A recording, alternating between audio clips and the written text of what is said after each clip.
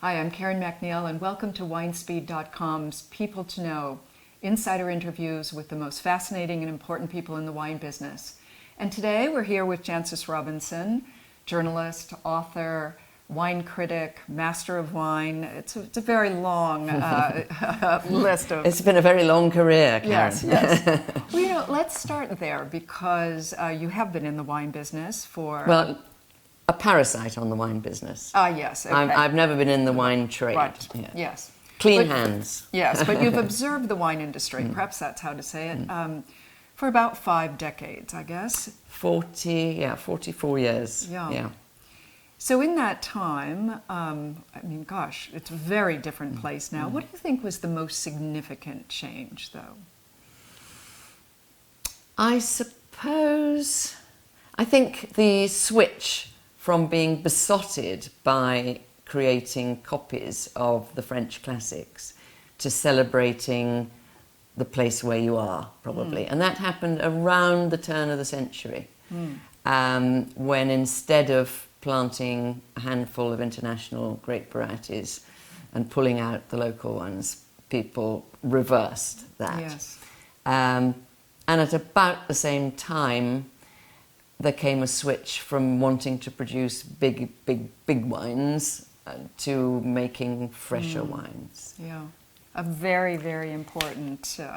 But the interesting thing is that I believe those changes came more from producers than consumers.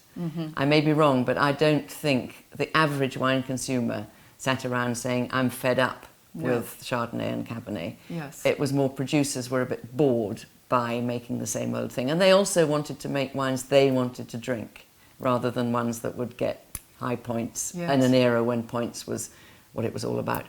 Perhaps here in America, points are still important. I don't get the impression they've ever been nearly as important in Europe. Yes. I think they may be declining in importance here, for sure. You've won, of course, many awards, and you've written many best-selling books, and we'll talk about the Wine Atlas in a minute. But what trait do you think you possess that has allowed you to be so remarkably successful? I was born on a Saturday. Do you know those rhymes? Monday's child is full of grace, Tuesday's child is fair of face, or something. I was born on a Saturday. Friday's child is loving and giving. Saturday's child works hard for their living. Yes. And I'm just a hard worker, and my children are as well. My mother was. My father wasn't.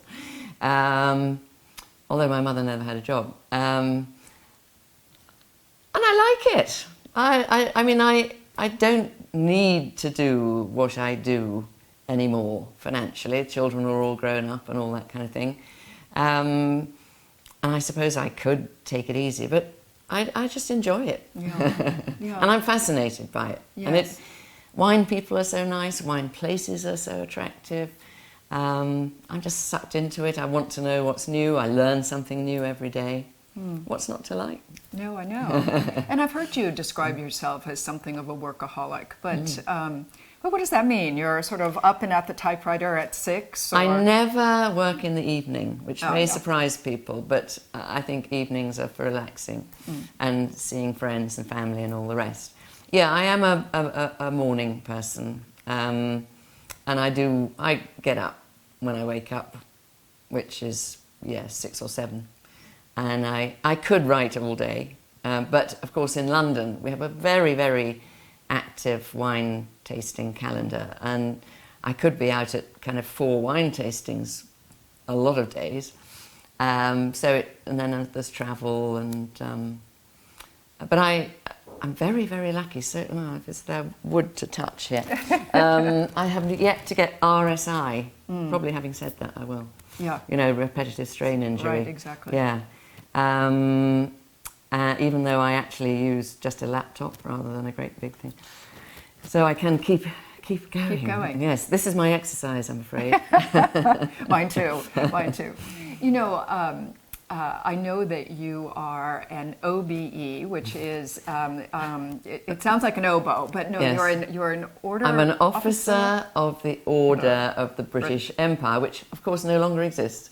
But it's quite a thing. The Beatles got an MBE, and then above that is an OBE, and then above that is a CBE, the Companion of the British Empire, which I think my maternal grandfather got for being a good, well-behaved civil servant. Yeah, so that's fun. But it means that you buy the wine for the Queen, right? Those two are not related, actually. It's just a nice line in my bio to say, in 2003 she was awarded an OBE by Her Majesty the Queen, for whose cellar she now works. So I advise. There's a small committee of us, wine merchants and me, and we blind taste wines that have been submitted for tender maybe 3 times a year. When I get back to London next week, I'll be marching through the crowds outside Buckingham Palace, which still gives me a childish thrill. Oh, it must. It must. And it's a bit silly, but and then walking along the red carpets inside, you know, behind a kind of a footman in a sort of, you know, long coat and everything. It's fun. You Brits do that very well. You do that very well. But so do you ever get a little note from the Queen saying, what were you possibly thinking? This wine's awful. No, that's never happened. We once had a very nice lunch with her at Windsor Castle. We went to do one of our sessions there. Occasionally we do in Windsor Castle, and her representative approached us when we got there and said, the Queen's in residence at the moment and wonders whether you'd like to have lunch with her. And we went, oh, all right then. Yeah. Oh, well, you know, you just mentioned children grown, and I know you do have children, grown children, that is. How did you teach them about wine? I haven't. I didn't and haven't. They all taste very well. The girls, there are 2 girls, for some reason have convinced themselves that they don't like red wine, which is such a shame, because I'm sure you have as many unsolicited samples coming across your doorstep as I do. And I feel sort of as though I ought to taste them all. And of course I just take that little bit out of the bottle. So I've got so many leftovers. And ridiculously, about 80% of the wine sent to me is red. So I'm really short of people to give it to. Neighbours aren't always there. And our son, who's actually become a restaurateur and is the most interested in wine of them all, I kept saying, you know, I'll happily send you on wine courses, Wine and Spirit Education Trust or something. No, I wasn't interested in that. He's just, but he's quite knowledgeable. He's just cunningly absorbed it. You know, something you just mentioned, I've become aware, I've asked this question several times, that when you see men going out for dinner, for a business dinner, or even just a casual dinner, I've asked several restaurateurs, what percentage of the time do you observe men dining together ordering white wine?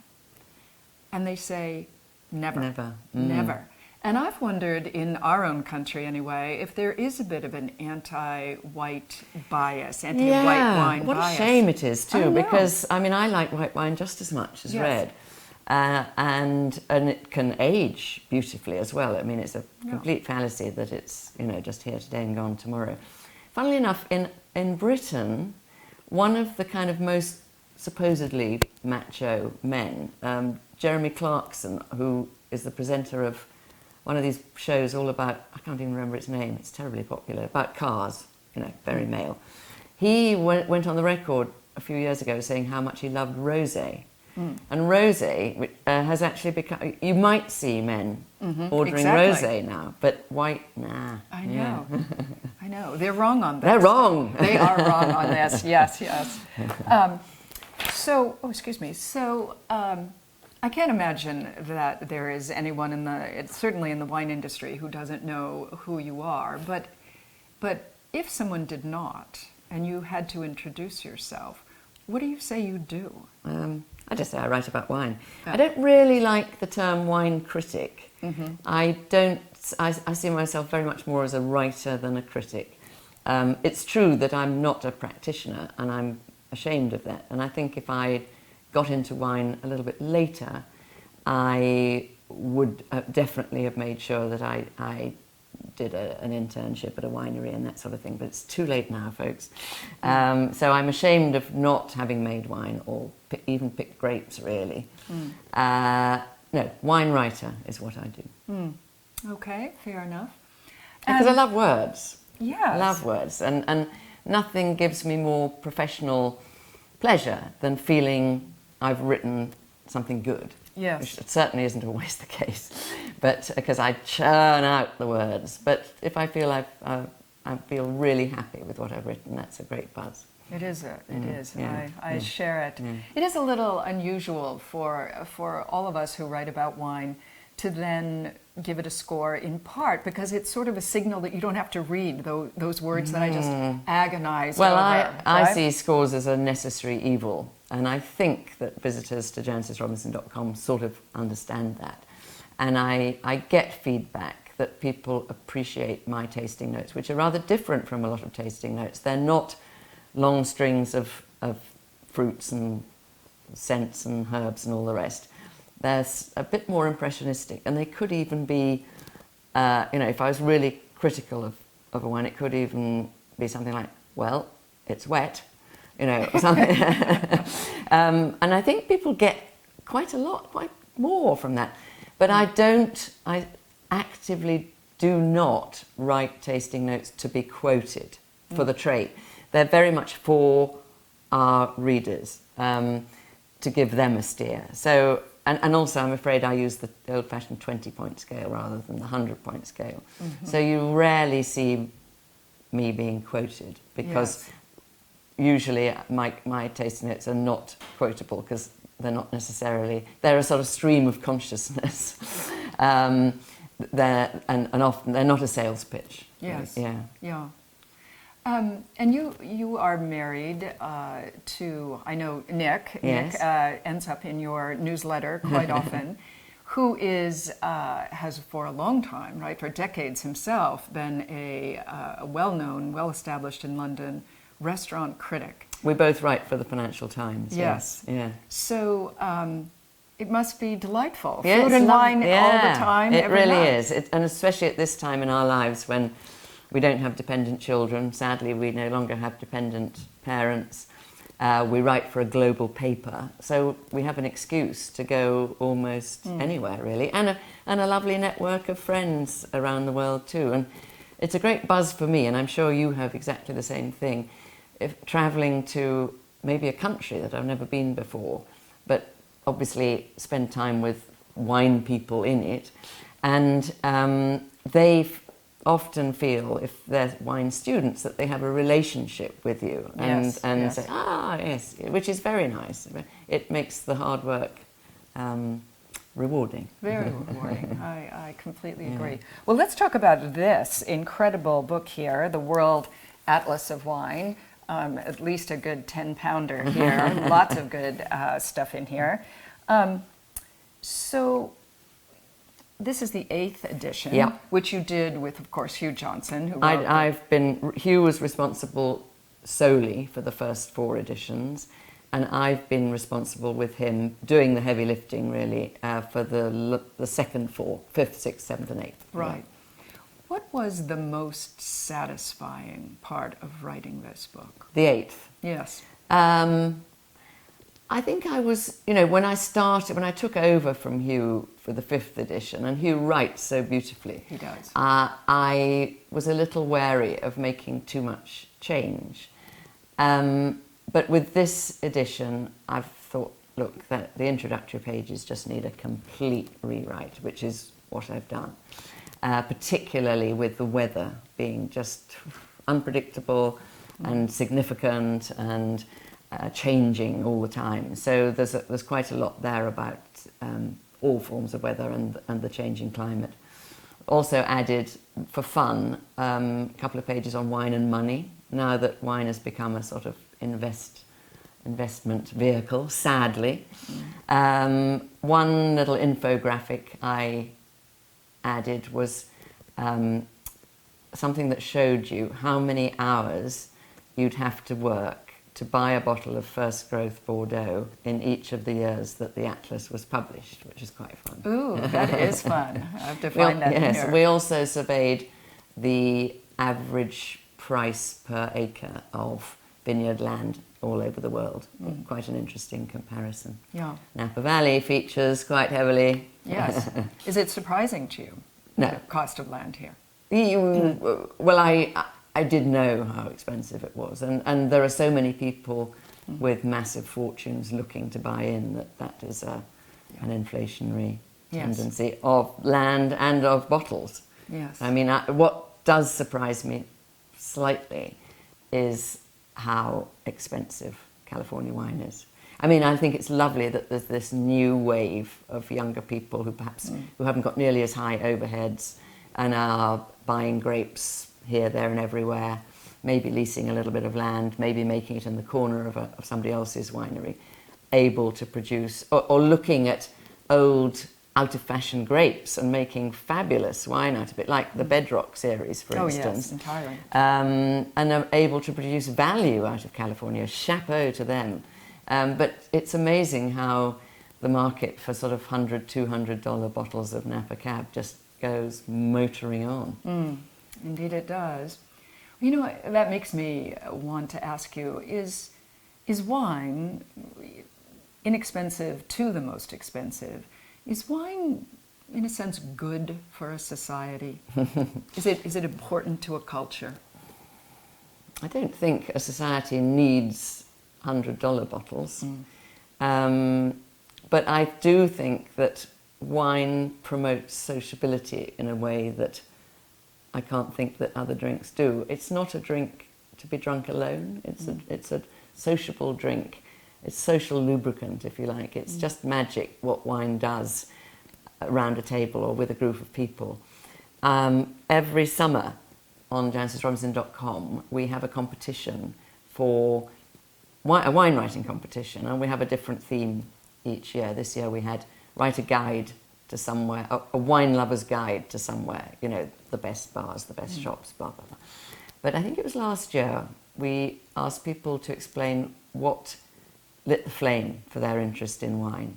And one of the most poignant examples was a young female management consultant in this country who described how they were all desperately competitive with each other, and they all lived in different places, but they'd fly to wherever they had to work each week, you know, and they'd fly in on Monday and fly out on Friday night. And her team was stranded in Seattle, I think it was, by a storm or something.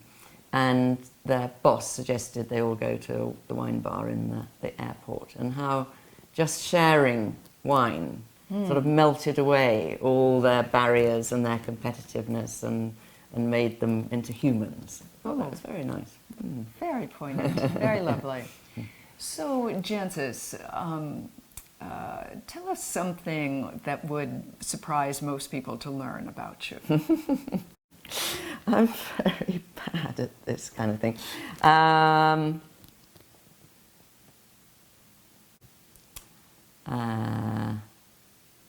Perhaps that you were a mathematician at one point, Maybe, weren't you? maybe, yes. I only specialised in math because it was you know, you can either do it or you can't. And at one stage I could do it.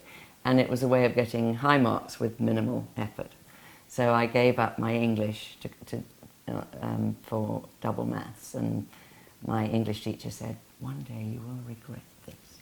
But actually I don't, because I still love words, and I'd never regarded, because of not doing English, I never regarded reading or writing as a chore. But I had to do physics. I was at one of these very inflexible schools that if you did double maths, you had to do physics. So still, my recurring nightmare is having to do physics A-level again. Yeah.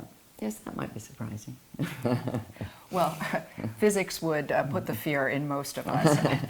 Well, my degree at Oxford was, I was in the very first year to do a new degree which was designed to bridge the gap, regrettable gap, between arts and science, which was maths and philosophy, which sounds terrifying, and it terrifies me. I cannot imagine how I did it.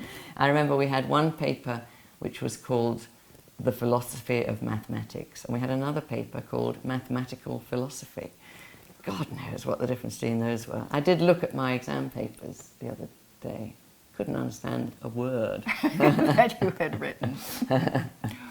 Well, Jancis, thank you so much for speaking with us. And our full interview with Jancis Robinson is at winespeed.com on the People to Know page. You'll really want to check it out.